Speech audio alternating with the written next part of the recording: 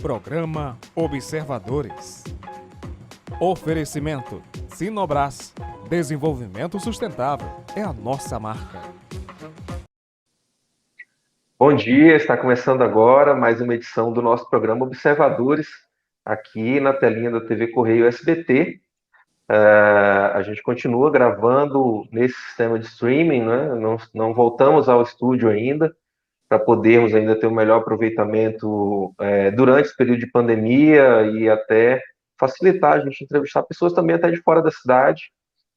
Não é o caso de hoje, a nossa entrevistada mora aqui em Marabá, trabalha aqui em Marabá, e aceitou vir para a gente ter um bate-papo muito bacana aqui, tenho certeza que assim será. Ela é a advogada e professora Ieda Amorim, a jovem advogada Ieda Amorim, de apenas 25 anos, mas que tem aí um trabalho já muito intenso, uma correria que vocês vão conhecer aqui hoje e vão poder entender um pouquinho mais da forma da Ieda ver a profissão dela, ver a inserção dela na sua profissão, e eu sei que muita gente vai se identificar com a história de vida da Ieda e também a forma dela de engajamento profissional, como ela tem se inserido dentro da área do direito aqui em Marabá. Vamos começar, né, dando bom dia para a nossa entrevistada. Oi, Ieda, bem-vinda. Olá, Patrick, bom dia, tudo bem? Tudo bem, graças a Deus. Uma honra ter você aqui conosco. A honra é toda minha. Agradeço o convite, me sinto, como já disse, extremamente honrada em poder estar aqui hoje compartilhando parte da minha história. Bom dia a todos que estão em casa, agradeço vocês também pela participação, pela audiência de todos. Certo. Ieda, eu acho que antes da gente entrar na tua história propriamente dita, né, muita gente que assiste aqui o nosso programa são pessoas tradicionais da cidade, né, pessoas que têm uma história aqui na cidade, e você tem uma descendência importante, né, de alguém que é muito conhecido do nosso contexto aqui do nosso município de Marabá, que é o advogado Eupídio Ribeiro Amorim, que, se vivo estivesse, agora estaria com 79 anos, né? Não seria nenhum absurdo ele estar vivo até hoje, porque a gente tem aí pessoas vivendo aí até 100 anos com uma boa qualidade de vida. Então, creio que não tivesse tido ele a vida abreviada, ele com certeza poderia estar vivo aí, lúcido e talvez até trabalhando, né? Como Com era o certeza. métier dele, dedicado ao trabalho. Então, eu não quero deixar de fazer essa homenagem, essa citação aqui ao Eupídio, que é teu avô, e que eu vou te perguntar já já, mas não adianta ainda essa resposta, o nível de influência que ele teve na tua escolha de profissão, para onde você está indo. Creio que alguma, porque, pelo que eu lembro, ele era advogado criminalista e é a área também que você tem dito que é a tua paixão, é por onde você quer seguir. Tem essa influência? É coincidência? O que você me diz? Não, tem essa influência com certeza. Inclusive, Aham. obrigada pela homenagem. A minha avó deve estar assistindo chorando uma hora dessa, falando do companheiro aí de vida dela. Então, O mandar um meu abraço para a dona avô, Luzivan, né, que é a tua avó, viúva do Eupídio, está aí firme e forte, e também aproveitar para mandar um abraço para o teu pai também, Luiz Jorge, meu amigo, que também deve estar nos assistindo agora. sim, o meu avô tem uma influência gigantesca na minha escolha profissional. Eu Sim. tive o privilégio de conviver com todos os meus avós, tanto paternos quanto Aham. maternos, e eu tinha um chamego especial com meu avô paterno, o Olha Eupídio. ele aí, Olha ó. aí ele, Olha a fera lindo. aí. E eu tive a oportunidade de crescer acompanhando a rotina dele Uhum. enquanto advogado criminalista, especialmente. Meu avô foi um dos precursores aí, aqui de Sim, Marabá. Hoje a gente fala que Marabá é uma cidade grande, mas na época que o meu avô começou a advogar aqui, Marabá era uma cidade pequena. Ele era um dos únicos advogados que existiam na época na cidade. Então ele teve um legado e uma história muito bonita que influenciou na minha escolha, sem dúvida. certo. Na escolha profissional, mas e também a Sim. escolha, também na escolha de militar na área criminal também? Patrick, Aí eu foi confesso a coincidência. você que tentei, assim que formei, eu sou uma jovem advogada, como você mesmo já pontuou. A gente fala que jovem advogado é aquele que tem até 5 anos de advocacia, de 5 anos para Aham. frente já não é jovem.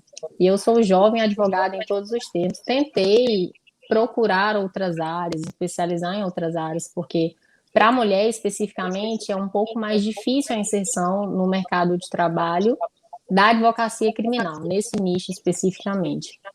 A mulher que escolhe essa área para trabalhar, ela é resiliente, ela tem que ser mais resiliente do que os outros. Certo. Então, eu tentei, mas abandonei. Eu tenho uma especialização em direito empresarial, eu tenho uma especialização em advocacia extrajudicial. Advoguei por 8 meses na esfera civil, aí trabalhando com direito empresarial, mas abandonei, comecei a fazer uma outra especialização em direito penal e direito processual penal, porque realmente tenho paixão pela área. Eu gosto da rotina do advogado criminalista, eu sinto que é aquela área que traz prazer. Eu tenho alguns colegas que falam que tem repulsa até de ir na delegacia. Eu amo, eu adoro. Eu realmente me Aham. divirto. E é Que aquele bom. impulsionamento que a gente precisa para deslanchar, para fazer um pouco mais pela nossa carreira. Tenho visto o que você tem feito com as redes sociais, né? Eu vejo que você tem dado dicas importantes através das redes sociais, dicas que são simples, né? Sobre, né, saiba, né, conheça tal lei, né? Começou agora a vigorar tal lei. São coisas bacanas, importantes.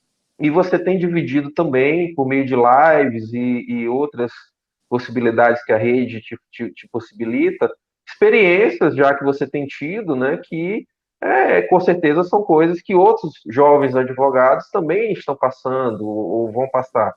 E tendo você já uma vida tão intensa, né, você vai contar um pouquinho aqui para a gente ainda, tanto relacionado aos estudos, quanto às suas possibilidades de estágio, que você teve muito, você estava contando ali que estagiou o tempo todo, né? Desde que você entrou no curso, você sempre Estagiei. estagiou, né? Conta um pouquinho pra gente.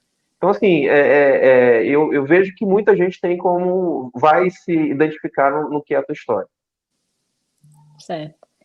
Eu sou formada pela Universidade Federal do Sul e Sudeste do Pará. Na época que eu comecei a faculdade, ainda não existiam faculdades particulares de direito aqui em Marabá. Então, existiam muitas vagas de estágio. E eu tive o privilégio e a oportunidade de, desde o primeiro dia que eu pisei na faculdade, literalmente, ser convidada para estagiar na defensoria. Estagiei na Aham. Defensoria Pública, acredito que por 1 ano e 6 meses e dividir ali o estágio entre a segunda vara civil, a defensora da segunda vara civil, e o defensor da terceira vara criminal, que é a vara do Tribunal do Júri e da violência doméstica, que inclusive já foi entrevistado aqui no seu programa, o Doutor doutor Alisson, meu Alisson amigo. Castro, Quero mandar um exato. abraço para o doutor Alisson, que com certeza também deve estar nos assistindo. E sempre que convocado aqui, que eu digo que ele é membro honorário aqui do Observadores, então sempre que convocado para analisar algum assunto, ele está aqui conosco. O Alisson é excelente. Eu saí da Defensoria Pública, fui estagiar na Justiça Federal, trabalhei ali na Secretaria da Justiça Federal, deixei a Justiça Federal para estagiar no Ministério Público Estadual, onde eu estagiei os 2 anos mesmo, na Promotoria de Justiça de São Domingos do Araguaia. Então, acabava trabalhando muito com o penal também. O Dr. Gilberto Lins era o promotor responsável da promotoria na época. E eu saí do Ministério Público já para um escritório, já ali colando grau, saí realmente porque acabou o meu tempo enquanto estudante e já comecei a trabalhar como advogada associada. Certo. Primeiro na área empresarial, né? A priori, eu trabalhei num escritório onde eu trabalhava tanto com criminal e civil, mas sobreveio a pandemia. Nós fechamos o escritório, ficamos trabalhando de forma remota, assim como as outras classes, nós advogados fomos afetados, os tribunais foram Sim. fechados, então a gente sentiu bem a pandemia. E durante a pandemia eu comecei a trabalhar em outro escritório, que era um escritório voltado para a área empresarial, onde eu fiquei até dezembro do ano passado, quando eu decidi advogar de forma autônoma e me dedicar mesmo à minha paixão, à área que eu queria explorar, que é a área criminal. E tenho trabalhado Certo. nessa área de forma autônoma desde janeiro desse ano. Tá. Eu quero colocar aqui uma imagem para gente, já para o pessoal tomar um pouquinho conhecer um pouquinho o que você tem feito aí nas redes sociais. E eu acho muito bacana a forma como você tem utilizado, a forma que você tem utilizado para se comunicar com o teu público aí, teus seguidores, né? Tá aqui já uma, né? Crime de latrocínio, né? Você sabia, você sabia, aí você tem janelinhas, né? Que eu estou mostrando só uma. Então, Uhum. só para deixar claro para a turma de casa, que talvez não veja muita conexão, é porque você sempre coloca uma sequência de janelinhas dessa aí, né? Isso, Então tem sempre a capa, essa é a capa, e viria em sequência ali aquela citação daquele artigo da lei ou vai alguma coisa que você explicando está do que se trata o crime tentando, de tentando latrocínio. esclarecer. Como é que surgiu essa ideia aí de utilizar assim, as redes sociais? Bom, Patrick, quando eu saí da faculdade, já existia Instagram, eu já tinha um Instagram pessoal, mas com o advento da pandemia, quando a pandemia estourou e tudo tomou uma proporção muito mais digital, eu Sim, entendi a importância de fazer com que as pessoas conhecessem o meu trabalho. Porque o jovem advogado, ele sai da faculdade como qualquer outro profissional, sem experiência, sem noção de mercado, sem as pessoas saberem, às vezes, que aquela pessoa é advogada. Então, eu, além de fazer outras formas de prospecção de clientes, de investir em capacitação profissional, eu entendi que eu tinha que fazer com que as pessoas conhecessem a minha história, conhecessem o sim. serviço que eu ofertava. E somado a isso, eu tinha vontade de compartilhar conhecimento. Eu gosto muito de ensinar. A prova disso é que hoje eu sou docente na Faculdade Pitágoras para o curso de Direito. Então, eu comecei a compartilhar minha rotina enquanto advogada para os colegas que estão se formando e compartilhar informações com pessoas que talvez passem por um problema, sejam acusadas por um delito, tem algum familiar ali que esteja preso ou esteja sendo acusado e saiba ali, de fato, como ela pode resguardar os direitos dela. E, lógico, conhecer o meu trabalho enquanto advogada criminalista. Certo. E aí você já tinha formato, você foi estudar um pouquinho sobre isso, que Não, eu aí não já não é tinha. já não Não, é eu a já tinha seara de formado. vocês, né? Eu tinha Uhum. formado, eu estava com 5 meses de formada, mais ou menos. Pois E é, eu mas não esse, tinha esse estudado formato ainda. de utilização da internet, você foi atrás de estudar sobre isso? Eu gosto Da muito melhor de forma? Instagram. Eu gosto muito Ah, de acompanhar blogueiras, influências, e eu comecei a perceber como elas influenciavam a minha rotina, influenciavam a ah, rotina das pessoas próximas. Eu pensei, por que não, né? E aí eu criei o Instagram profissional justamente com esse propósito: ensinar, captar clientes e fazer com que as pessoas conhecessem o meu trabalho. E a priori eu não estudei, eu não tive nenhum direcionamento técnico. Fui sim. fazendo de uma forma natural, porque as pessoas também gostam de ver a vida, a correria da gente, as pessoas não gostam só de ver informações sobre processos, sobre crime. Então, quando eu vi que eu estava tendo um retorno, que as pessoas estavam seguindo, estavam gostando de acompanhar aquele conteúdo, aí sim, já com mais ou menos um ano que eu tinha criado o Instagram, eu desativei o meu Instagram pessoal e fui começar a estudar um pouco sobre marketing. E hoje é algo que faz parte da minha rotina de estudo. A gente vai estudar Ou algumas seja, mas estratégias. tudo você foi atrás pessoalmente, foi autodidata nesse sentido, né? No Exato. sentido da utilização da internet como trabalho, né? Sim. E você falou aí sobre interação, como é que tem sido a resposta do público?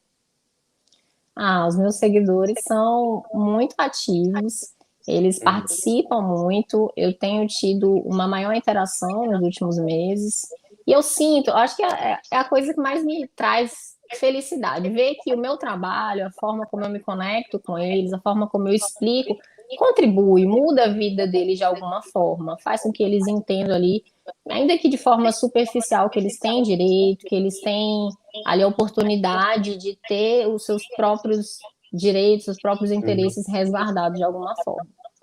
E Tá. é muito bacana, é uma experiência legal. Pessoal, quem ligou a TV agora, né? A gente está aqui no bate-papo com a Ieda Morim, ela que é uma jovem advogada, também professora. Daqui a pouco a gente vai falar também sobre isso aí, viu, Ieda?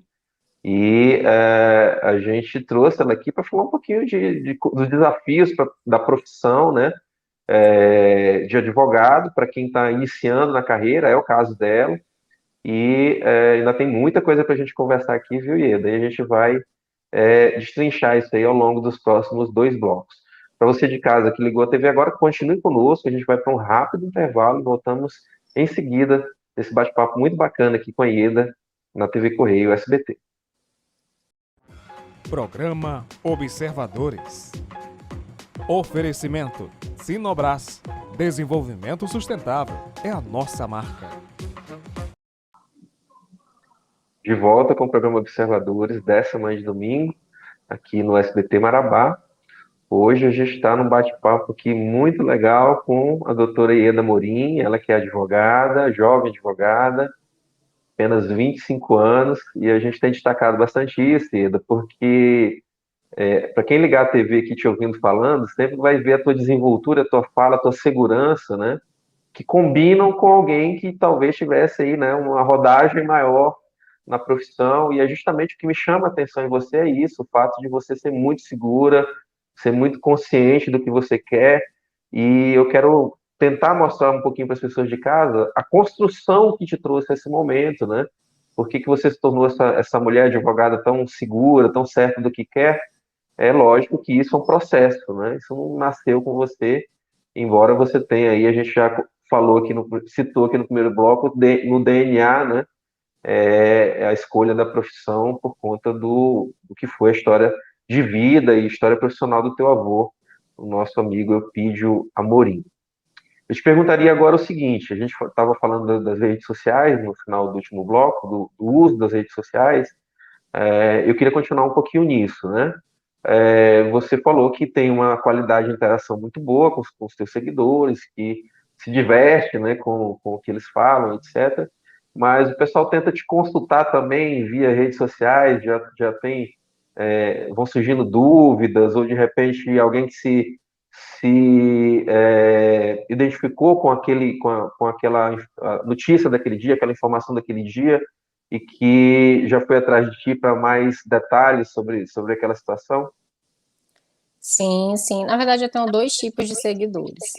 Eu tenho as pessoas que não têm contato com o meio jurídico e realmente estão ali porque querem algum tipo de assessoria, querem aprender um pouco sobre todo esse universo jurídico, que são os meus clientes em potencial, eu brinco assim.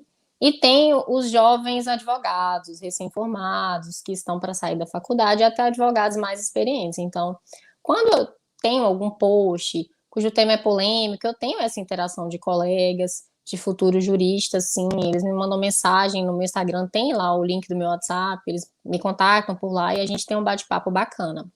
Mas, quanto aos meus possíveis clientes, eles já conseguem entrar em contato comigo através do meu Instagram. Hoje mesmo, mais cedo, eu tive dois possíveis clientes que me contataram, disseram que encontraram meu telefone pelo Instagram, viram o conteúdo jurídico que eu produzo e que queriam ali, de fato, uma assessoria.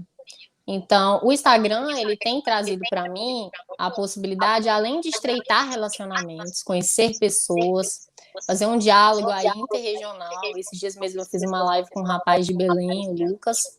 Ele tem trazido uma possibilidade de prospecção de clientes. Então, a partir do momento que o indivíduo que me segue vê a minha correria, vê a minha busca incessante por qualificação, vê o conteúdo que eu produzo, ele sente uma autoridade e ele se sente seguro em me procurar para representá-lo enquanto advogada. Eu quero até jogar aqui, aproveitando que você falou isso, Ieda, outra tela tua, que eu printei lá do teu Instagram, é que advogar ou empreender, né? Porque, coincidentemente, na semana passada, no nosso último programa, eu entrevistei aqui a doutora Jéssica, que é odontóloga, né? E tem uma empresa aqui de diagnóstico por imagem. E eu estava conversando com a Jéssica justamente o fato de que a profissão dela e a tua também, né? Vocês estão preparados para a profissão, mas no dia a dia, muitas vezes, vocês vão ser os chefes de vocês mesmos, né? Ou seja, vocês vão ser profissionais liberais que vão ter que lidar com a empresa que é a marca de vocês, né? Então, É uma coisa que, no caso do odontólogo, eles não são preparados para isso na faculdade, eles são preparados para odontologia. Creio que também no direito, também vocês não são preparados para ter um escritório de advocacia, para gerir uma empresa, um escritório de advocacia. Como é que você vê hoje esse desafio para quem está começando a profissão? E já aproveita e entra também no que era o interesse da mensagem nesse post aí, advogar ou empreender. Bom, Patrick, eu ouso dizer que na faculdade a gente não aprende sequer a advogar. A gente aprende Sim. o conteúdo, mas a advocacia na prática a gente não aprende. Eu até brinco com os meus alunos que a gente se esforça tanto para passar ali na prova da OAB, acreditando que com a carteira a gente automaticamente vira advogado, mas não funciona assim. Como você mesmo já mencionou, o advogado não nasce, ele é forjado. Então, de fato, você pode até ter ali uma veia que te ajude, uma personalidade que te ajude na advocacia, mas as experiências que você tem é que vão construir o tipo de profissional que você vai ser. E a faculdade não te ensina isso. Eu converso muito com os meus alunos sobre isso e tento trazer essa ideia para eles, uma ideia que eu não tinha enquanto estudante, de que advogar é empreender. O advogado, ele é um empreendedor. Por quê? O advogado vende a imagem, ele vende o conhecimento dele, por isso que é importante ele estar sempre buscando capacitação. Ele vende a oratória, ele vende as vestimentas, ele vende a forma como ele se porta. Então, o serviço dele, ele é composto de todos esses elementos. Não basta saber. Você tem que saber vender o seu conteúdo, lógico, respeitando todas as normas que o AB fala sobre publicidade. Eu estou falando especificamente sobre posturas, sobre personalidade, sobre desenvoltura mesmo. E você vai empreender com as suas características fenotípicas até. Sim. E além disso, você tem que ter a noção de gestão de escritório, você tem que ter noção que o seu escritório tem um capital específico, você tem que ter noção que o seu dinheiro não é o dinheiro do escritório, você tem que saber administrar a Lidar renda com que você vai funcionários. ter. Lidar com funcionários. Exatamente. Você vai ter que, no seu escritório, por exemplo, estabelecer uma tabela de serviços, porque existem vários nichos dentro do direito, né? Tem um criminalista, tem um previdenciarista, tem um familiarista. Então, até isso você vai saber. E você vai saber o que é que você faz. Por exemplo, na minha área, eu sou advogada criminalista. Mas eu trabalho com o quê? Eu trabalho com execução, eu trabalho com tribunal do júri. Então, até isso você tem que saber como que você vai trabalhar, qual que é o serviço que você vai ofertar. Então, infelizmente, as faculdades hoje não estão preparadas para forjar ali um advogado, para realmente jogar ele no mercado de trabalho preparado. Então, mas vamos lá, Pode falar. Você está fazendo uma análise aí, né, muito capaz, porque você saiu há pouco tempo, né, do banco da faculdade e, inclusive, hoje está do outro lado, né, da mesa, como professora. Mas em que nível você acha que essa função é da faculdade? Eu acho importante. A faculdade, eu acho que a Deveria faculdade ser, ela então, na tua tem uma opinião, influência, deveria isso fazer parte da deveria grade ser uma curricular, disciplina na faculdade, por exemplo? com certeza. Gestão de escritório ou Não, gestão não de precisa ser carreira? gestão de escritório. Ges- Advocacia e empreendedorismo já deixaria os alunos Sim. mais cientes do que eles vão enfrentar. Porque é muito Ah, cruel, Patrick, o que acontece quando você sai da faculdade, você tá ali defendendo o TCC, passando uma OAB, você acha que você tá bem, você tá ali no topo do local onde você estava, e aí você vai lá, faz a cerimônia de posse, pega a sua carteira. No outro dia, você é a mesma pessoa, só que as sim. pessoas estão te chamando de doutor. Você vai ter que trabalhar, você vai ter que ir pro fórum, só que nada mudou. Você só pegou a carteira. Então, tudo você vai aprender do zero. Então, Eu também é o gostei na objetivo que eu live tenho no que Instagram. você fez essa semana, quando você disse assim, eu, por exemplo, que estagiei o tempo todo, né, estagiei, né, defensoria, né, Ministério Público, achava que talvez isso já me garantisse sair na frente, né?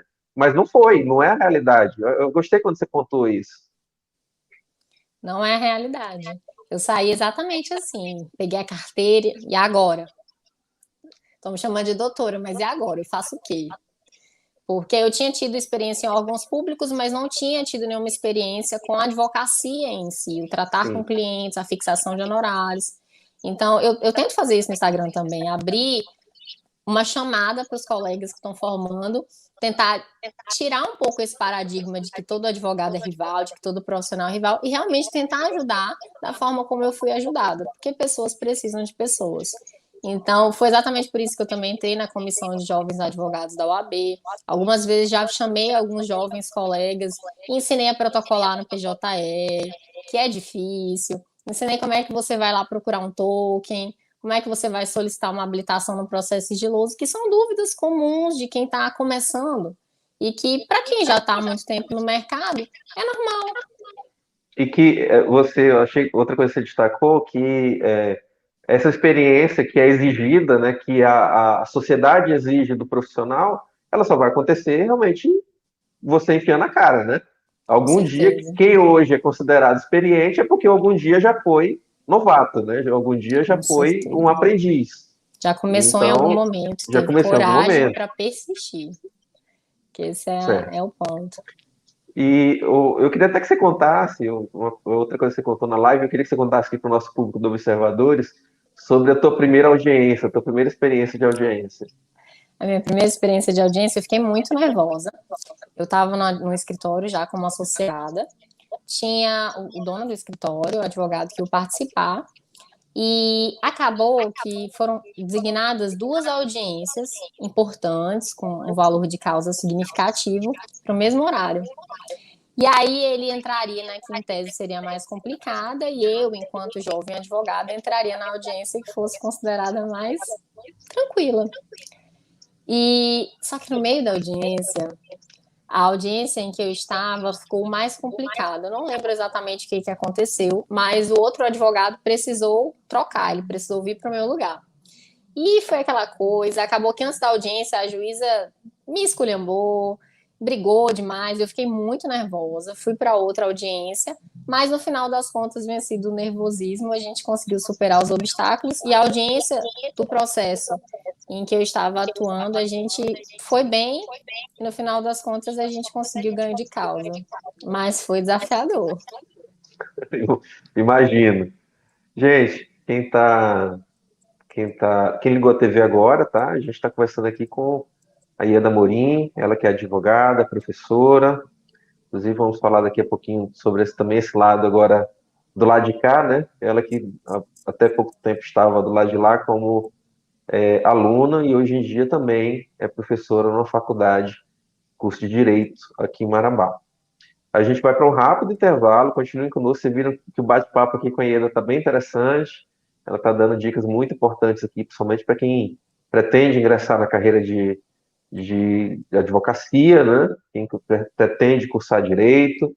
E eu acho que vocês estão podendo aí se inspirar um pouquinho na história da Ieda. Continuem conosco, a gente vai para um rápido intervalo e voltamos já já aqui no SBT. Programa Observadores. Oferecimento Sinobras. Desenvolvimento sustentável é a nossa marca. De volta com o programa Observadores aqui no SBT, na TV Correio. Agradecer a vocês que sempre nos acompanham aqui nas manhãs de domingo. Quero mandar aqui um alô para o Thiago Borges, para Priscila Almeida e para o Gerson Castro. Estão sempre aqui ligados na gente. São pessoas aí que a gente encontra no dia a dia na rua e que sempre destacam que estão acompanhando nossos programas domingos. Então, agradecer a todos vocês que são nossa audiência ativa aqui todos os domingos, e é para vocês que a gente sempre tem trazido aqui assuntos inéditos, novos entrevistados, pessoas que possam contribuir. E eu entendo que a nossa entrevistada de hoje aqui contribui muito, a Ieda Morim, uma vez que a gente tem visto aí na já curta trajetória dela como advogada, mais intensa, né, um trabalho muito bacana e que ela tem dividido com as pessoas através também das redes sociais. Por falar em redes sociais, Ieda, vou jogar mais uma tela aqui que eu roubei lá do teu Instagram, não vai me processar. Não, não. em que você. Porque isso aqui é a tela típica lá que você usa, né? Você dá aquela Uhum. dica de direito, de coisas que eu entendo, é uma coisa que eu falo muito aqui no nosso dia a dia como jornalistas, que o grande mal da humanidade hoje é a desinformação, né, em todos os sentidos. Então, a desinformação ela contribui para a desagregação, contribui para o caos social, contribui para as questões de saúde, né, para o acirramento dos problemas de saúde. Então, sempre a distância da informação ela contribui para esses cenários, né? E nós temos um arcabouço jurídico que é muito complexo, né? Temos uma legislação Sim. que eu acho uma legislação muito boa, não sei se é o teu pensamento também. Em várias áreas eu vejo que nós temos uma legislação apurada e talvez mais importante, e precisamos inclusive continuar evoluindo nessa questão da modernização do nosso arcabouço jurídico, mas mais importante que isso, eu vejo que seria o acesso das pessoas à informação. Tem muitas leis que já existem, que não são colocadas em prática, que não são fiscalizadas por alguém e que as pessoas comuns na rua, no seu dia a dia, desconhecem seus direitos. E nesse ponto eu queria te parabenizar por pensar, né? Todas as coisas que eu sempre vejo você pensando ali, colocando, são coisas simples, né? Do dia a dia que as pessoas desconhecem que elas têm tal direito, que existe tal lei que pode ampará-las.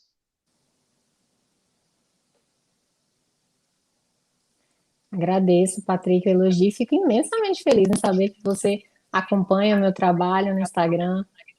Uhum. Aproveita para citar sobre essa tela que eu coloquei agora, Ian. Sobre a prescrição. Isso.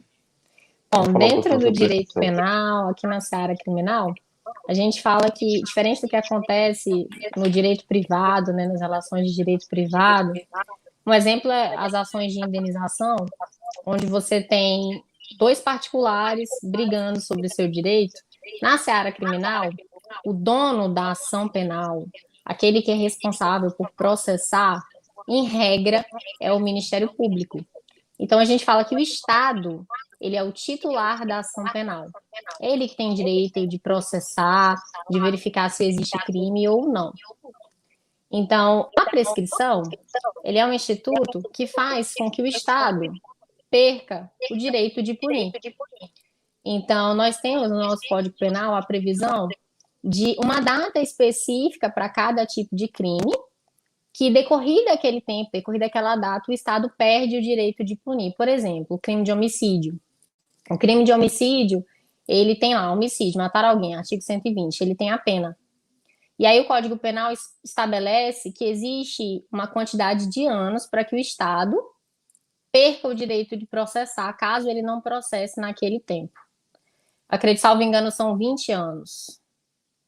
Deixa eu confirmar aqui o artigo 120, Patrick, para ver exatamente o tempo do homicídio. Não Confirma dá aí uma que eu vou citar. informação errada para Confirma vocês. aí que eu vou citar, fazer uma citação. Você contou isso aí, me lembrou um filme muito conhecido.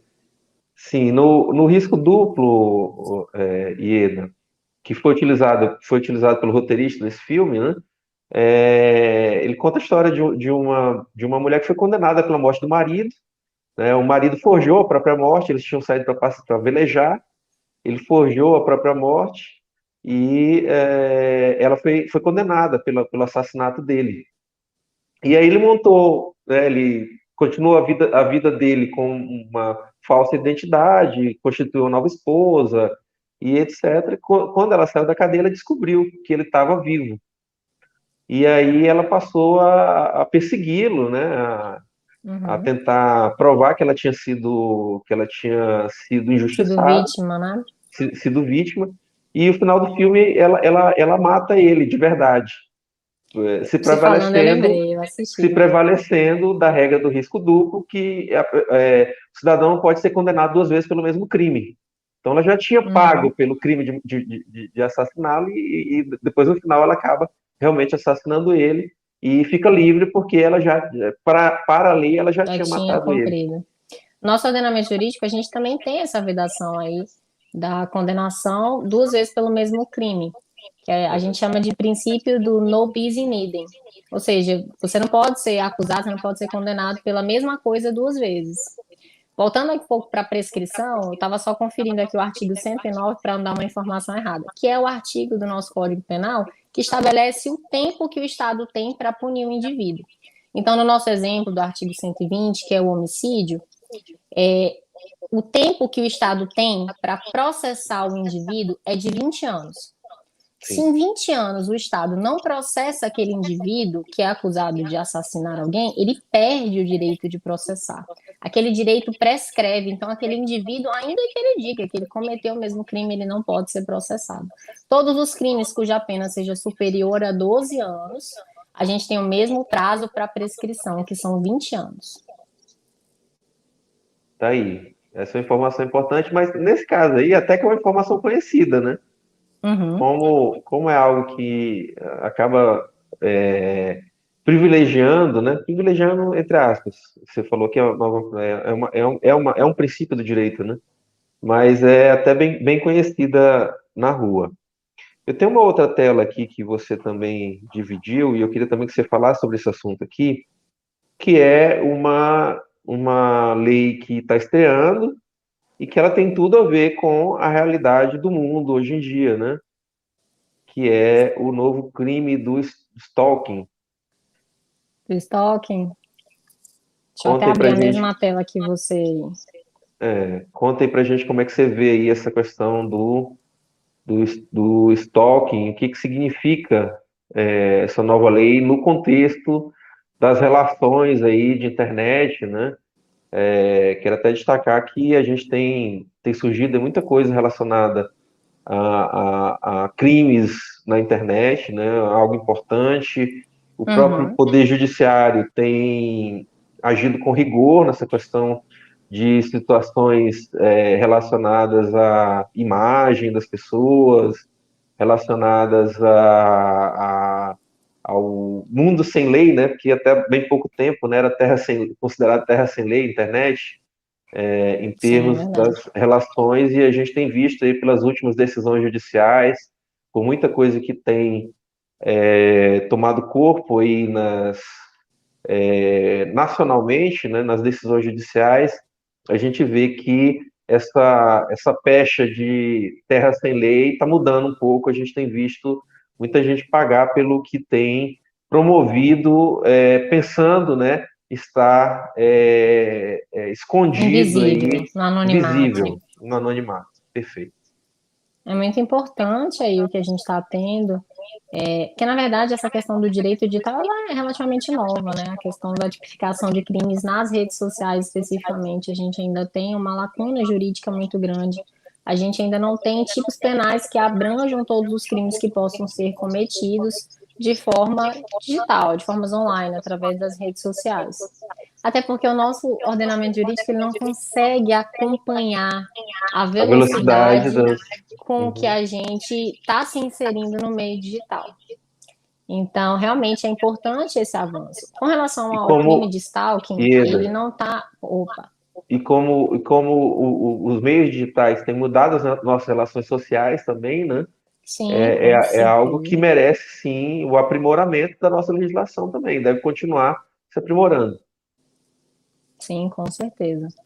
Com relação ao crime de stalking, ele não está 100% associado aos crimes digitais. Quando a gente fala no crime de stalking, a gente se refere a um crime de perseguição.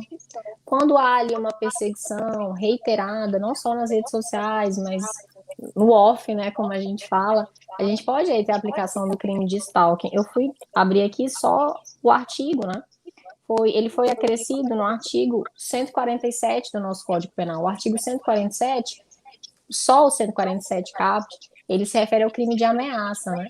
E de se constranger alguém mediante violência ou grave ameaça é crime. E aí nós tivemos a inserção do 147A, que foi o chamado crime de stalking, que assevera que perseguir alguém reiteradamente e por qualquer meio, ameaçando-lhe a integridade física ou psicológica, restringindo-lhe a capacidade de locomoção ou de qualquer forma invadindo ou perturbando sua esfera de liberdade, cabe aí para esse tipo de conduta a pena de reclusão que varia entre 6 meses a 2 anos. Então, a gente pode ter aplicação Aham. desse tipo a crimes cometidos de forma online, mas a gente também tem a aplicação desse tipo penal aos crimes cometidos de forma offline. Por exemplo, o Ieda, mas. namorado, que muito ciumento coloca lá o Aham. rastreador no celular da namorada, ou coloca aqueles aplicativos para vigiar com quem que ela tá falando, o que que ela tá mexendo, como é que tá a rede social dela. Tá aí um bom exemplo, tá aí um bom exemplo, porque a gente vê isso acontecer muito, né? Mas eu te perguntaria, mesmo diante desse exemplo que você deu e que ele é bem claro, a gente não cai com esse tipo de lei naquela questão que sempre foi um problema para a nossa sociedade, de existir a lei, mas ser difícil configurar de que realmente a pessoa cometeu aquele tipo de crime, né? Você acha que nesse sentido essa lei ela também conseguiu ser um pouco mais específica para que a gente não consiga de repente para que não deixe brecha para que as pessoas consigam se livrar do crime? Não entendi muito bem a tua pergunta, Patrick. A dificuldade que a gente tem com a nossa legislação de configurar que realmente a pessoa incorreu naquele crime. Uhum. No caso dessa lei, você acha que isso acontece? Acho que cada caso é um caso. Ele tem que ser analisado ali nos seus pormenores, porque cada conduta ela pode se encaixar em um tipo penal diferente. Esse exemplo que eu te dei do namorado que instala um aplicativo para vigiar a namorada, esse namorado, se ele não praticou um crime maior que vai absorver esse crime menor, em regra ele tem que responder sim. Agora, ele também pode incorrer no crime de violência doméstica, violência contra a mulher, ele pode responder por violência psicológica, porque a gente teve uma tipificação recente. Se restar comprovado que aquela forma de monitoramento do celular da namorada era uma forma de subjugá-la, ou de ameaçá-la psicologicamente, ou de colocar ela numa situação de vulnerabilidade, em tese ele não responderia por stalking, ele responderia lá pela violência psicológica. É isso mesmo que eu Realmente, estou te perguntando. Era isso que eu estava te existe, perguntando. como eu te falo, é muito complicado a gente fazer essa análise de forma geral. E eu tenho essa dificuldade no Instagram, porque às vezes chega um seguidor me contando uma situação e pedindo uma análise pormenorizada, mas contando a situação por alto. Então a gente realmente tem que ver as elementares do crime, né? Tudo que foi cometido, a forma como foi feito, o contexto para que foi feito, para que a gente tenha noção de qual tipo penal está relacionado com aquela prática. Aí é mais complexo. Certo. Vamos lá, está terminando nosso tempo, eu não quero deixar de Não sei se eu falar consegui sobre. explicar bem, acho que eu falei, Não, falei, falou falei, bem. né? A pergunta era essa mesmo, tá? Eu estava realmente perguntando sobre a dificuldade que a gente tem de estabelecer que a pessoa realmente incorreu naquele crime, né? Mas é como você falou, geralmente, nesse tipo de situação, como o exemplo que você deu, do relacionamento, né? Vai estar atrelado a outros tipos penais também, né? Geralmente não vem uma coisa só. Geralmente uma coisa puxa a outra e vai depender também, obviamente, do poder do Estado de fazer o seu trabalho, né? De investigar, de, né, Sim, realmente sim. averiguar aquela situação. A gente não Que pode é o que a olhar gente só a estava letra fria, a falando. fria da lei. Diferente do que acontece nas relações de direito privado, onde a parte ali que está solicitando uma indenização tem que provar o porquê, o direito dela, salvo relações de consumo, que a gente tem a possibilidade ali de inversão do ônus da prova. No direito penal, a gente trabalha com o inverso. Já que o Estado é o titular da ação penal, ele tem que provar ali que existem indícios mesmo de autoria, ou seja, que aquela pessoa cometeu aquele crime e que aquele crime realmente aconteceu. Eu falo enquanto advogada porque a gente Uhum. pula nessa parte, não existem elementos suficientes, então a gente não tem que falar de crime. Então, essa responsabilidade de provar o crime, de investigar, é uma responsabilidade do Estado. E cada caso, Patrick, ele tem que ser analisado de uma forma singular. No caso de violência contra a mulher, por exemplo, uma violência feita por meio de ameaça, que é aquele tipo de crime que a gente muitas vezes não grava, a gente não tem como provar. Então, nesse caso especificamente, nosso ordenamento jurídico dá para a palavra da vítima um peso diferenciado. E esse peso diferenciado, às vezes, embasa um recebimento de uma denúncia, mesmo sem tantas provas materiais da existência do crime. Aí, durante o processo, que essas provas vão ser apresentadas. Vamos lá, nosso tempo está terminando, eu não queria deixar de falar, Já, já passou bem rápido, mas eu queria que você falasse bem rapidinho sobre como está sendo essa tua experiência hoje como docente, né? Como docente do curso de Direito também, de uma das faculdades aqui de Marabá. Como é que surgiu esse convite? Como é que está sendo o teu dia a dia relacionado a isso? A tua rotina com os alunos? Como é que... Porque você mudou de lado da mesa muito rápido, né? é verdade. E isso é bom, porque a gente consegue entender melhor a dinâmica, as necessidades ali do aluno e como que a gente pode ajudá-lo de uma forma mais efetiva. Convite não houve. Eu fiquei sabendo do processo seletivo, me inscrevi, levei os meus títulos, os meus diplomas de especialização, fiz uma prova oral, fiz uma aula para apresentar, e foi assim que eu passei a fazer parte do corpo docente da Faculdade de Direito. Os meus alunos são maravilhosos, eles são muito participativos, lógico, como toda turma, tem os alunos mais participativos, tem os alunos que não são mais participativos, mas em regra eles são muito bons, são esforçados, e eu fico imensamente feliz em poder contribuir ali com o conhecimento deles. A minha busca pela docência, como eu falei mais cedo, eu amo ensinar. Acho que vocês já perceberam que eu gosto muito de falar, gosto de conversar, isso desde pequena. Eu, antes de entrar na faculdade, dei aula de reforço. Eu ia de casa em casa, no período ali entre o vestibular e o início do meu curso, fazendo rotina de alunos com estudo, dando aula de reforço. Era uma forma de obtenção de renda, né, ali para o jovem universitário. E me trazia muita satisfação, porque eu sempre tive esse perfil, eu sempre gostei. E antes de entrar na faculdade, eu cheguei a dar algumas aulas em cursinho. Aí, Olha ó, aí, olha isso aí é na foto de tela aluno. a professora Ieda em ação. Em ação, exato. E eu gosto muito de dar aula. E gosto muito de saber que o meu trabalho influencia na vida de alguém de forma positiva. Ajuda os alunos a aprenderem. E os meus alunos estão me assistindo, eu espero que estejam, mas eles sabem que eu levo para a sala de aula o meu máximo. Eu dou o meu máximo. Eu tenho uma rotina muito corrida, eu acho que nem deu tempo da gente conversar, mas eu trabalho os 3 turnos. Trabalho de manhã, já emendo com a parte da tarde, e 18 horas, mais ou menos, eu já vou para a faculdade, para 19 horas eu estar impreterivelmente começando a aula.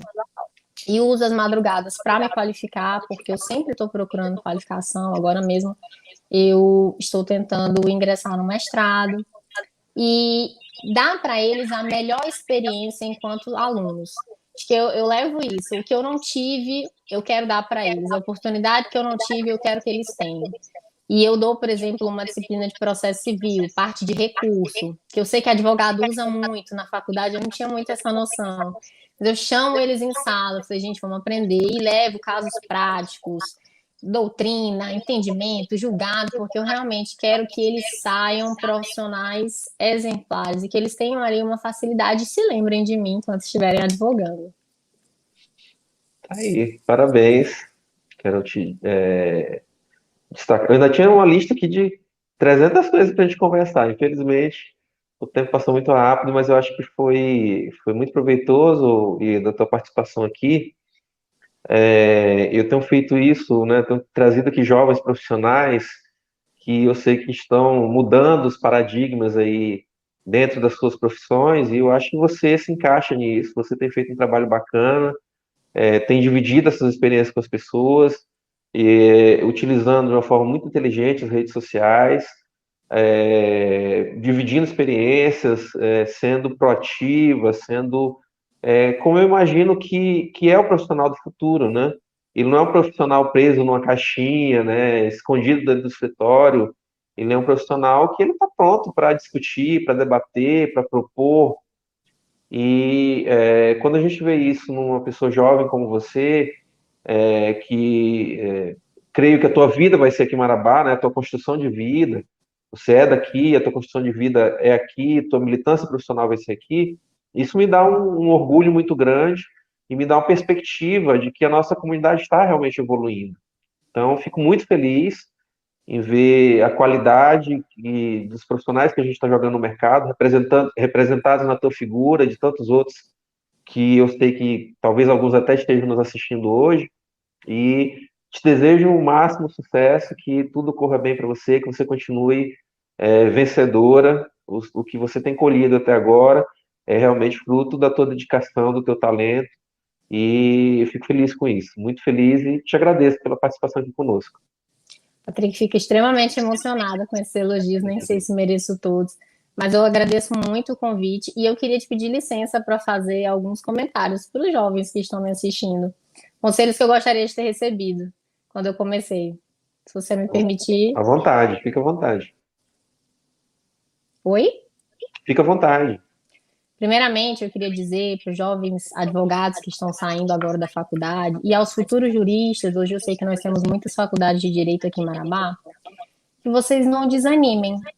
Hoje a gente conversou muito sobre a minha trajetória, o Patrick destacou muito o fato de eu ser jovem, estar conseguindo aí, segundo ele, um lugar de destaque interessante, só que nada disso foi fácil. Até aqui foi difícil, foi cansativo, foi exaustivo, o início de toda a profissão, e eu tento muito mostrar isso no meu Instagram, a correria mesmo, para que você tenha noção que o início de toda a profissão, seja no direito, seja em outra área, é complicado. Mas que a gente não pode desistir, a gente deve persistir, porque como o Patrick também pontuou, o sucesso ele é uma soma de esforços, e o sucesso ele não vem de uma hora para outra, ele leva tempo, via de regra. Existem pessoas que estouram muito rápido, mas a regra não é essa, a regra é que a gente precisa se esforçar muito para conseguir, especialmente na advocacia, a gente tem que ser muito resiliente, porque a nossa profissão não é fácil. O início dela é cheio de dissabores. Então, aos queridos que estão me assistindo, eu digo: persistam, resistam. E tem uma frase do Napoleão Hill que eu gosto muito, eu sempre costumo comentá-la aqui em casa, que diz que toda a adversidade traz consigo a semente de algo bom, a semente de algo produtivo, a semente de um bem equivalente. E todo percalço que você passar enquanto jovem advogado, enquanto profissional iniciante, ele vai te impulsionar para algo melhor. Ele vai te amadurecer enquanto profissional. Eu falo porque eu já passei vários percalços que a gente não conseguiu explorar aqui hoje, mas que hoje me tornaram a profissional que eu estou sendo, e tenho certeza que vou enfrentar muitos outros que vão moldar aí o meu caráter. E é isso que eu queria dizer a vocês. E além de falar isso para os colegas, eu queria agradecer, aproveitar, estou aqui.